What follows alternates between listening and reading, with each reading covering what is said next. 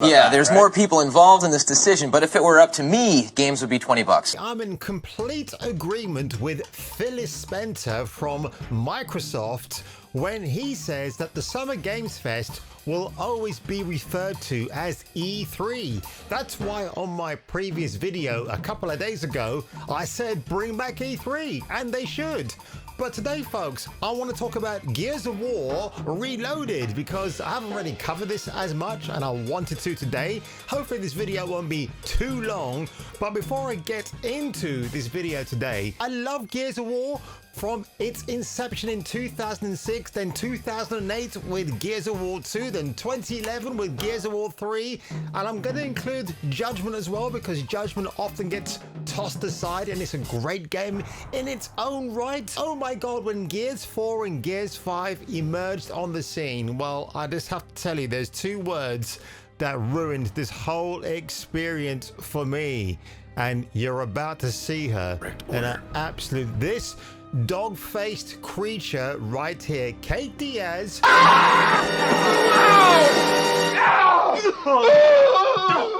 Voiced by an activist actress called Laura Bailey. She's the same bird who lent her vocal talents to Abby Johnson in The Last of Us Part 2. And the reason why I despise this character so much, because the Coalition, the people who made Gears of War, and now call these latest iterations Gears 4 and Gears 5 because it's no longer a war. In fact, Kate right here is a COG deserter with her two male pals, so it doesn't make her worthy of being a soldier by any stretch of the imagination. But her female predecessor, Anya Stroud, who was First Minister Anya Stroud, they killed her off screen and it didn't make any sense. I can only surmise that they brought this god-awful gargantuan Godzilla-like female into the proceedings because we're supposed to like her. I mean, in Gears 4 she looked okay, but then they just roided her up for Gears 5 and she looks more like a dude than the dudes in her platoon, right? But listen to this awful bit of dialogue. I mean, it will just make you cringe, and if you want a reminder, folks, you're about to get it. Look, Captain, screw your order. This isn't about you, it's about me. Shut the fuck up. Yep, that pretty much sums up the game. And what's really funny, and if you watch the cutscenes for Gears 5, she ends up taking orders from the men that she's disrespecting, which is absolutely hilarious because it's piss poor writing from the Coalition and obviously headlined by idiots who want to care more about a female mascot in a very masculine male franchise called Gears of War instead of what people actually want. Funniest, cheekiest, maddest, filmiest show on earth. और show का title है? Yes, hallelujah, it's the video show. And now, the man the BBC calls... Jason King on Kung Fu Hot Dog. So Gears of War, the official X account, Game Pass Ultimate, PC Game Pass members and existing owners of the digital version for Gears of War, the Ultimate Edition, can get automatic access to the beta, and the details are listed as below. If you have a digital copy of Gears of War, the Ultimate Edition from 2015, you get automatic access to this beta straight away. So from the 13th to the 15th of June, which is this weekend coming, and then the following weekend, 20th to the 22nd of June, you can play test the hell out of this on your favorite multiplayer maps. And I will say one thing I do like about Xbox more so than PlayStation is that you got a dedicated Xbox podcast on YouTube where they just fill in the gaps for people that might be left scratching their heads about why certain things were not mentioned about Gears of War at the Summer Games Fest just the past weekend. Now, I'm pretty sure PlayStation has their own version of this, but honestly, are you even caring about PlayStation these days? What first-party games have they got coming out this year? Death Stranding 2, Ghost of Yotei, that's it, nothing else. Who cares? Oh, by the way, we've got Intergalactic, the Heretic Prophet, probably coming out next year. Nobody cares about that whatsoever because this is PlayStation just scraping the bottom of the barrel as time goes by. But have a look at this podcast here, right, which is from Xbox. And again, while I appreciate the deep dive, the beginning of this is extremely awkward. Just listen to what these two have to say to each other. It's really, Hello really weird. and welcome to the official Xbox podcast, the only podcast coming to you from inside Xbox. I'm Lena, and joining me as I take over his usual spot, sorry about stealing your seat, is Jed. I warmed it up for you. Yeah. Everyone loves sitting on a warm chair. Okay, well, thanks a lot, Jeff. Yeah, because that wasn't awkward. I mean, I'm not being funny, but Lena looks like she could accommodate 3 chairs in a row. So why should she be worried that Jeff occupied her single seat? It is just such a bizarre exchange of You cannot do that next time. That's remarks. cool. So bizarre. So joining us today, besides Marcus Phoenix, which I'm very glad to have here, is a couple of folks that I've gotten to work alongside for quite some time. 10 years or more that we worked together. Neither of us have aged in not the a- not a slightest. day, yeah. This was always here and always so great. So I believe the guy with the glasses is Mike Crump and the lady with the glasses is Kate Rayner. Mike Crump and Kate there you Rayner, go, got thanks it for right. joining us here in the studio for the first time. Well, thanks for having us. Thanks for having us. Do you want to tell us about like what you do at the Coalition, since you all have been there since it was become called the Well, Coalition? when it was the Black Tusk Studios, that's what I remember it for, and that's why I still have my original 360 games for Gears of War, because when they start up, they come up with Black Tusk Studios. And I missed that name, and I get why they had to call themselves the Coalition. The Gears franchise at the Coalition, and I've been.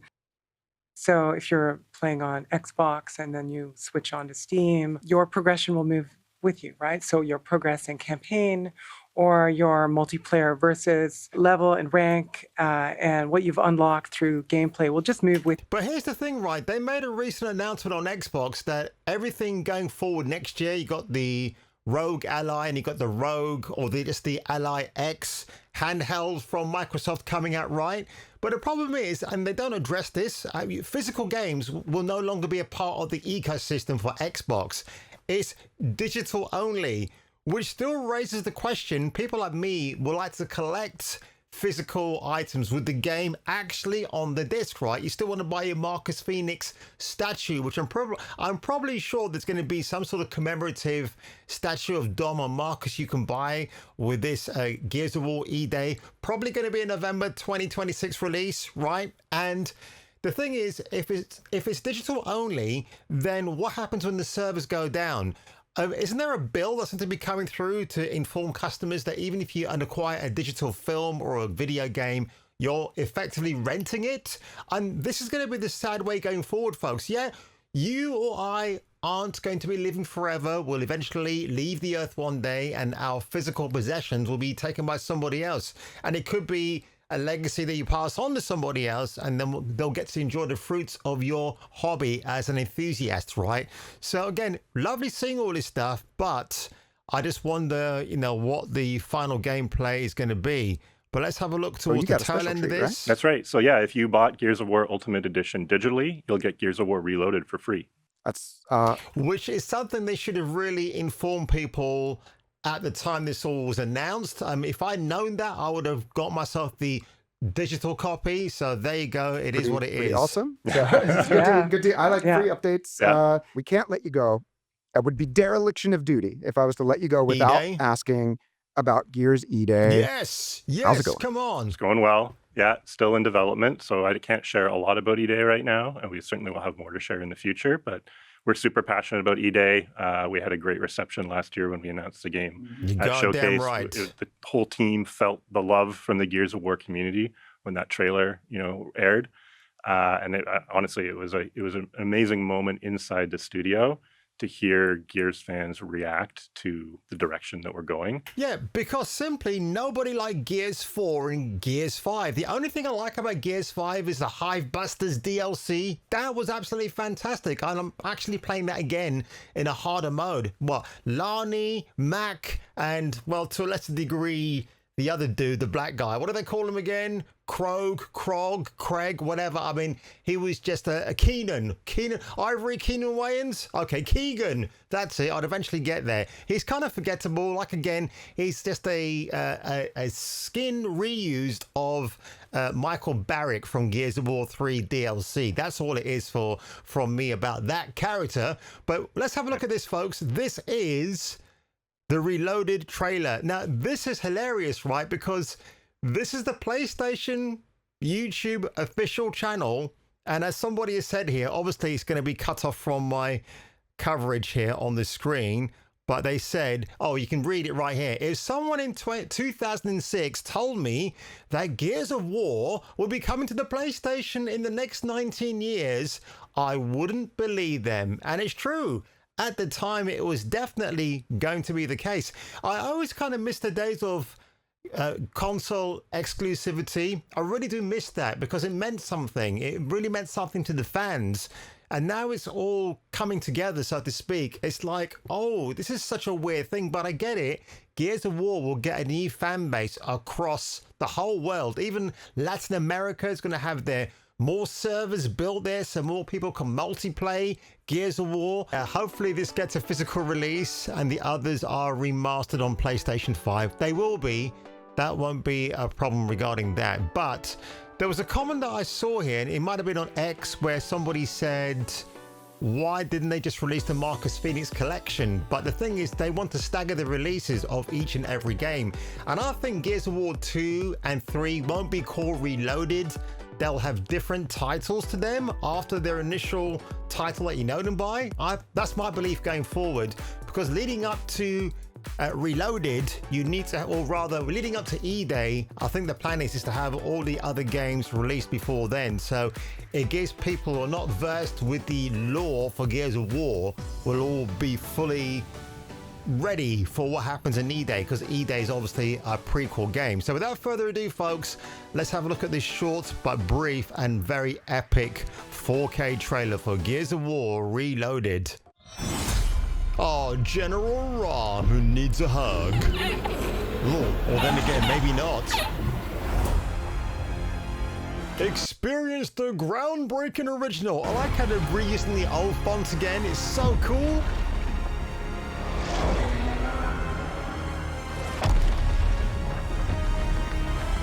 That changed gaming forever. Yeah, the King Raven coming down. Awesome.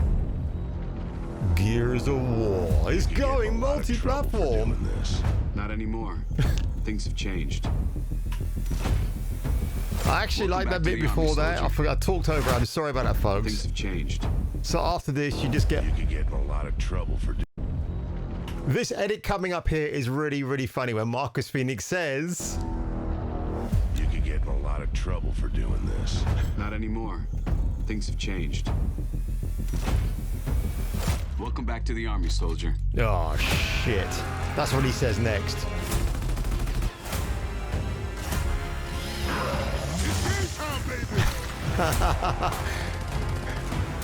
You think you can still find your way back home, Phoenix?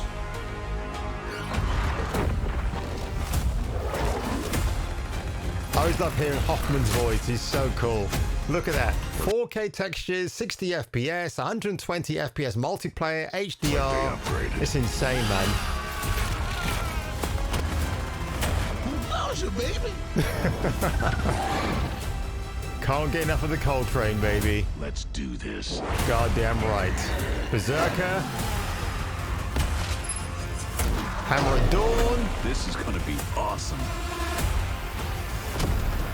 Good old Jack.